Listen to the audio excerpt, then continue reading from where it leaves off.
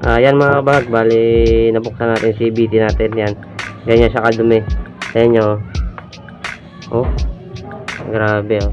Naka DIY nga pala ito yung air filter mga kabahag. Ito matagal ko nang ginagamit to. Pero malimit din ako magpalit nito. Pinapalitan ko siya mga kabahag kapag sa palagay ko ay parang nagdudurog-durog na yung kanyang foam. Ayan. Tingnan nyo to, yung cover. Ayan o. Grabe na tong ano nya. Dumi. Ayan. Ayan mga kabahag, kompleto na yung ating kakapit na pyesa. Belt, panibagong fly ball, spark plug. Then, ito yung binil natin na ngayon lang mga kabahag yan. Slider face.